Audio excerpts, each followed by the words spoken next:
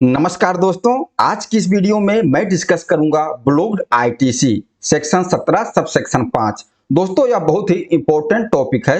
Blocked ITC का मतलब हो गया जो आईटीसी हमें नहीं क्लेम करना है। जैसे हमने कुछ गुड्स या सर्विस परचेज किया तो हमारे सप्लायर ने अपना जीएसटी R1 फाइल किया और वह आईटीसी हमारे 2B में रिफ्लेक्ट भी हो जाएगा।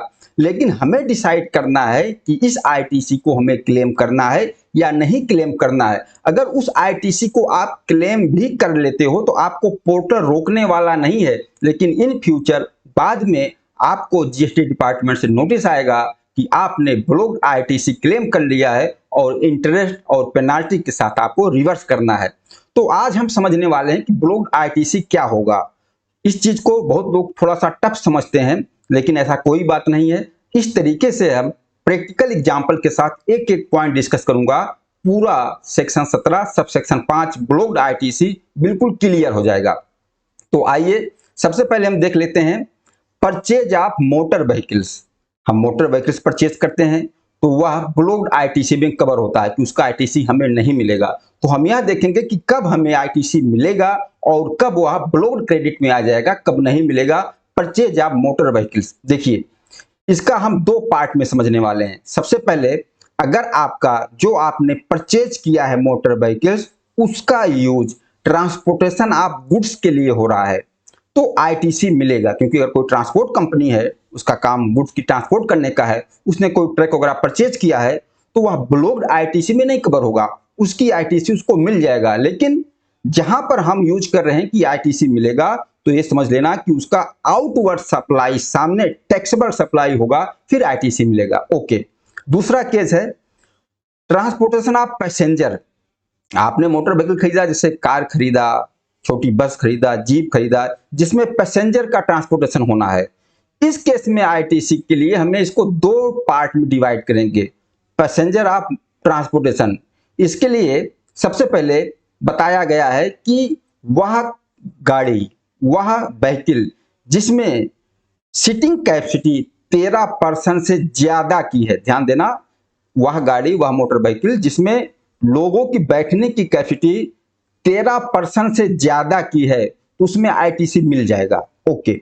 दूसरा, अगर उसमें सीटिंग कैपेसिटी 13% से कम की है, मतलब विथ ड्राइवर सहित सीटिंग कैपेसिटी 13% से कम की है तो आईटीसी नहीं मिलेगा, ब्लॉक्ड क्रेडिट में आ जाएगा। तो क्या कोई भी मोटर व्हीकल है, अगर उसकी सीटिंग कैपेसिटी उसमें 13% से कम की है तो क्या सारी की सारी आईटीसी ब्लॉक्ड होगी, आईटीसी नहीं मिलेगा? नहीं, ऐसा नहीं है। इस चीज को हम समझते हैं। अगर सीटिंग कैपेसिटी 13% से कम की भी है तो किस केस में आईटीसी मिलेगा? ये चार केस कौन कौन से? अगर आप डीलर हो, मोटर व्हीकल परचेज करते हो, सेल करते हो, उसके डीलर हो, तो फिर आपको तो आईटीसी मिलेगा। जो परचेज करोगे, सामने सेल करोगे, उसकी आईटीसी आपको मिल जाएगी।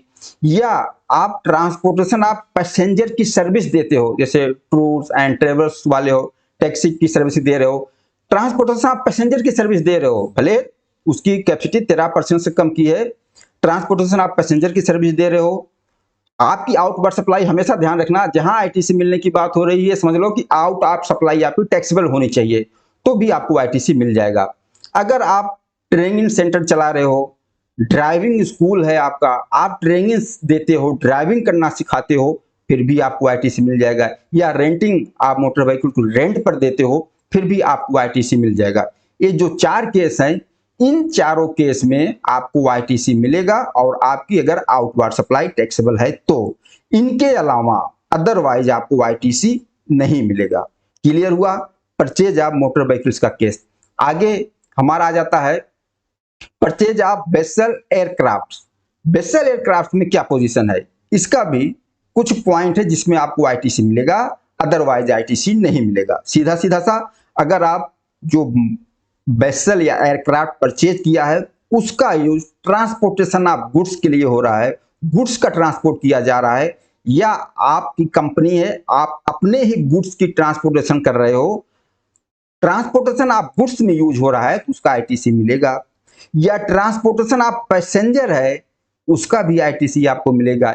या आप इसके डीलर हो, परचेज करते हो, सेल करते हो, जैसे हमने मोटर व्हीकल्स में देखा, आप डीलर हो, उसके सेल परचेज का आपका काम है, फिर भी आपको आईटीसी मिलेगा। या आप ड्राइविंग स्कूल चला रहे हो, फ्लाइंग नेविगेशन सिखा रहे हो, फिर भी आपको आईटीसी मिलेगा, या रेंट पर दे रहे हो, इन केसों में आपको आईटीसी मिलेगा। और आपका ये भी ध्यान रखना, हमेशा जब मैं बोल रहा हूं आईटीसी मिलेगा तो आपकी अगर आउटवर्ड सप्लाई टैक्सेबल है, इस चीज को ध्यान रखना। इसके अलावा अदरवाइज कोई भी केस हो आपको आईटीसी नहीं मिलेगा। यह मैटर क्लियर हुआ? Purchase of vessel aircraft, purchase of motor vehicles, ये मैटर क्लियर। अब आगे आ जाते हैं, अगला servicing, repair and maintenance, general insurance, क्या इस पर आईटीसी मिलेगा? तो इसका सीधा सा मतलब यह है कि हमने ऊपर देखा clause A, clause double A, अगर उसमें परचेज में आपको आईटीसी मिला था, आपकी आईटीसी ब्लॉक में नहीं कवर हुई थी, तब तो यहां भी आपको उसका रिपेयर एंड मेंटेनेंस पे आईटीसी आपको मिल जाएगा। अगर ऊपर जो हमने clause A, clause double A, उस पर आईटीसी नहीं मिला था, आपको परचेज करने पर भी आईटीसी नहीं मिला था, तो उस केस में यहां पर आपको सर्विसिंग पे भी, रिपेयर एंड मेंटेनेंस पर भी आईटीसी नहीं मिलेगा। Servicing, repair and maintenance, general insurance का आईटीसी आपको नहीं मिलेगा। अगर ऊपर वाले केस में आईटीसी था आपका, तो यहां भी उसका आईटीसी मिल जाएगा रिपेयर एंड मेंटेनेंस पे। अगर ऊपर के केस में आईटीसी नहीं मिला था, तो यहां भी आईटीसी आपको नहीं मिलेगा। लेकिन इनके अलावा दो लोग और हैं, इन दो लोगों को आईटीसी पर मिलेगा। कौन कौन से? एक तो मैन्युफैक्चरर हो गया, आप डीलर नहीं हो, आप सेल्फ परचेज नहीं करते हो, आप मैन्युफैक्चरर हो, मोटर व्हीकल्स, एयरक्राफ्ट की आप मैन्युफैक्चरिंग करते हो, मैन्युफैक्चरिंग कंपनी हो, और आपने इंश्योरेंस लिया, तो क्या आपको उसका आईटीसी नहीं मिलेगा? बिल्कुल मिलेगा। आपने आपने जो मैन्युफैक्चरर कर रहे हो, इस तरीके से आपका एक स्टॉक माना जाएगा, तो आपने अपने स्टॉक का इंश्योरेंस करवाया है, तो उसका आईटीसी आपको मिल जाएगा। ध्यान रखना, अगर आप मैन्युफैक्चरर हो, मोटर व्हीकल, वेसल एयरक्राफ्ट, जो आपने इंश्योरेंस लिया है, उसका आईटीसी आपको मिल जाएगा। और दूसरा पर्सन कौन है? ये आप जनरल इंश्योरेंस कंपनी, खुद ही आप एक जनरल इंश्योरेंस कंपनी है जो इंश्योरेंस करती है, इंश्योरेंस सेल करती है, उसको आईटीसी मिलेगा। इस चीज को मैं एक एग्जांपल बता दूं, जैसे मान लीजिए आप एक जनरल इंश्योरेंस कंपनी है, और आपने जनरल इंश्योरेंस, आप एक जनरल इंश्योरेंस कंपनी है, और आपने उस जनरल इंश्योरेंस कंपनी से इंश्योरेंस लिया है, अपने कार का इंश्योरेंस लिया है। अब कोई कार में खराबी आ जाती है, कोई एक्सीडेंट हो जाता है, आप रिपेयर करने के लिए जाते हो, रिपेयर के लिए क्लेम करते हो, तो किससे क्लेम करोगे? आपने जिससे इंश्योरेंस लिया है, उस इंश्योरेंस कंपनी से क्लेम करोगे, और वह इंश्योरेंस कंपनी आपके कार को रिपेयर करा के आपको देगी, जिसमें आपको कोई पेमेंट नहीं करना है, आप इंश्योरेंस क्लेम कर रहे हो। फिर वो इंश्योरेंस कंपनी जहां से उस कार को रिपेयर करवा रही है, जिस ऑटो सर्विस वाले से रिपेयर करवा रही है, वह ऑटो सर्विस वाला तो बिल बनाएगा ना, वो तो अपना चार्ज लेगा। तो चार्ज किससे लेगा? वो जनरल इंश्योरेंस कंपनी से चार्ज लेगा। तो जो ऑटो सर्विस वाला जनरल इंश्योरेंस को बिलिंग करेगा, जो जीएसटी चार्ज करेगा, वह जनरल इंश्योरेंस कंपनी उस आईटीसी को क्लेम करेगी। ये मैटर क्लियर हो गया। ओके, आगे बढ़ते हैं। एक सर्कुलर है, ITC for demo vehicles, circular number 231/25/2024। ये क्या बताया गया है? इसमें बताया गया कि क्या डेमो व्हीकल पर आईटीसी मिलेगा? तो इस सर्कुलर से बताया गया कि बिल्कुल डेमो व्हीकल पर भी आपको आईटीसी मिलेगा। अब डेमो व्हीकल है, जैसे आपने कोई, आपका शोरूम है, आपने कोई डेमो रख लिया है व्हीकल, अपने कस्टमर को उसमें ट्रायल देते हो, इस तरीके से गाड़ी है, डेमो देते हो, डेमो व्हीकल्स है, लेकिन आप उसको सेल नहीं कर रहे हो, आप एज स्टॉक उसको यूज नहीं कर रहे हो, आप उसको सेल नहीं कर रहे हो, सिर्फ डेमो व्हीकल के पर्पज से यूज कर रहे हो, तो उस पर भी आपको आईटीसी मिल जाएगा। लेकिन इस चीज को हम एक एग्जांपल से समझते हैं। मान लीजिए आपने डेमो व्हीकल परचेज किया, उसकी परचेज वैल्यू 10 लाख है, उस पर 18% जीएसटी लगा है, और टोटल इनवाइस 11,80,000 है, तो आपको इस 1,80,000 का आईटीसी मिल जाएगा डेमो। लेकिन आपने इसको अपने बुक्स ऑफ अकाउंट में किस तरीके से ट्रीट किया है? कैपिटल गुड्स की तरह ट्रीट किया है, यह आपके लिए कैपिटल गुड्स माना जाएगा।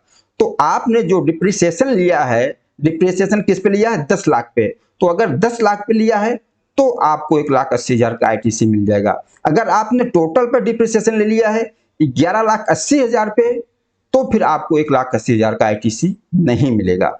और अगर इन फ्यूचर आगे आप इस डेमो व्हीकल को सेल करते हो, तो फिर आपको अंडर सेक्शन 18 सब सेक्शन 6 के हिसाब से ट्रीटमेंट करना होगा, जैसे कि हम अपना कोई कैपिटल गुड्स जब सेल करते हैं।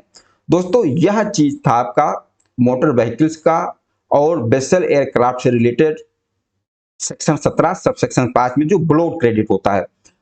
इसके आगे जो मेन पॉइंट है और इंपॉर्टेंट टॉपिक है, नेक्स्ट वीडियो में हम डिस्कस करेंगे। इस वीडियो में इतना ही। इस वीडियो के बारे में बताना, यह वीडियो आप लोगों को कैसा लगा। नमस्कार, धन्यवाद।